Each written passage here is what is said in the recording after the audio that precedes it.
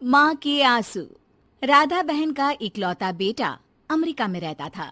एक दिन राधा बहन का किराएदार कहता है, अरे माँ जी अकेली बैठी रहती हैं, बेटे के पास क्यों नहीं चली जाती? अरे कैसे चली जाऊं, नई नई शादी हुई है, अभी तो थोड़ा बहू के साथ समय बिताएगा, तभी तो दोनों के बीच समझ बढ़ेगी ना।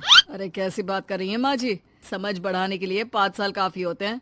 5 साल की शादी को कोई नई शादी नहीं कहता। हाँ वो तो है, आया था पिछले साल उसका फोन, पूछ रहा था कैसी हो, पर अब तो काफी साल हो गए, कोई फोन भी नहीं आता। तभी फोन की बेल बजती है। लो 100 साल की उम्र है, आ गया मेरे मयंक का फोन। अच्छा कैसे पता कि ये फोन उसी का है?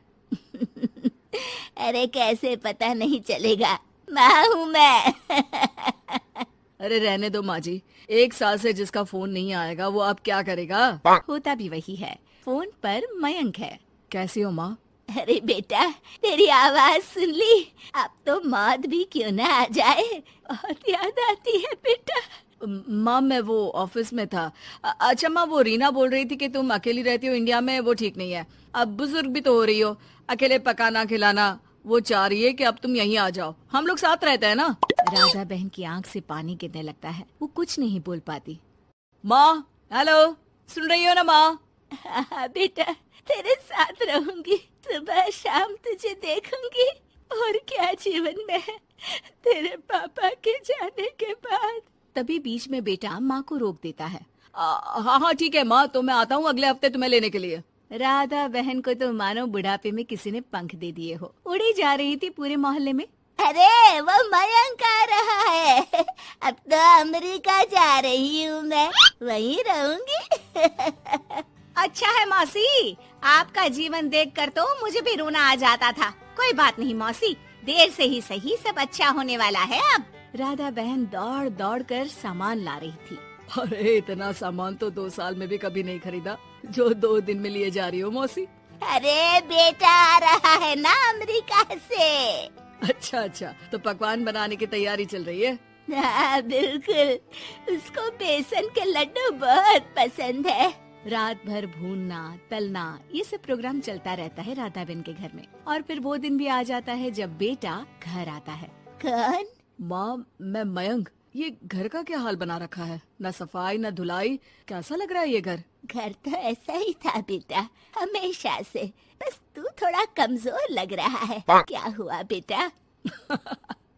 ये कमजोर नहीं फिट होता है माँ। वैसे और बता क्या हाल है तेरे? बेटे के मुंह से हाल पूछने का अंदाज भले ही फॉर्मेलिटी वाला हो, लेकिन राधा बहन की आंख फिर भर आती है। अरे यार, ये तुम्हारी हर बात पर रोने की आदत न जाने कब जाकर खत्म होगी। सही कहती है रीना तुम्हारे लिए। रीना बहू क्या कहती है मेरे लिए? यही के बस यही एक आदत है तुम्हारी माँ की, इमोशनल ब्लैकमेल। अरे यार अब इसमें रोने की क्या बात है? ना ना कुछ नहीं, बहुत दिन बाद तो घर आया ना तो क्या रोएगी? हाँ क्यों? अच्छा ये ले, तेरे लिए रात भर बैठकर ये बेसन के लड्डू बनाए हैं, और ये अचार तुझे बहुत पसंद है ना? पसंद है नहीं माँ, पसंद थे। अब तो फिटनेस के लिए ये सारी फालतू चीजें मैं खाता भी नहीं हूँ। ये फालतू चीजें खाकर ही तो तू बड़ा हुआ है बेटा। अब रहने दे माँ, क्या क्या खिलाकर बड़ा किया है, मुंह मत खुलवा। कौन देशी घी में शक्कर डालकर पराठे के साथ खाता है? वो तो तुझे पसंद थे ना बेटा, तभी तो बनाती थी, नहीं बनाती थी तो रोता था तू। अरे तो रोने देती ना माँ, अब सारी समस्या उसी खाने से है शरीर में। वो तो भला हो रीना का, जो हेल्दी डाइट देकर सब मेंटेन कर रही है। राधा बहन बेटे की आने की खुशी में इतनी दीवानी थी कि उसे बेटे के बात का अंदाज और लहजा समझ में नहीं आ रहा था। अच्छा अच्छा रुक, पालक वाली दाल बना देती हूँ। रहने दे माँ, मैं होटल से ऑर्डर कर देता हूँ। इतने साल बाद होटल का खाना, माँ के खाने की याद नहीं आती थी। अरे माँ फिर इमोशनल डायलॉग, प्लीज माँ। अच्छा सुन, बहुत कम वक्त है हम लोगों के पास, जल्दी जल्दी सारी पैकिंग कर ले। और हाँ, इस घर को बेचना होगा। कैसी बात कर रहा है, तेरे पापा और मैंने एक एक पाई जोड़कर इस मकान को बनाया था। हाँ पर तू जा रही है ना, फिर कौन मेंटेन करेगा? कैसे क्या होगा माँ, मैं तो अब इंडिया आऊंगा भी नहीं। बेटा तो सो जाता है, लेकिन माँ घर का एक एक कोना घूम घूम कर देखती है।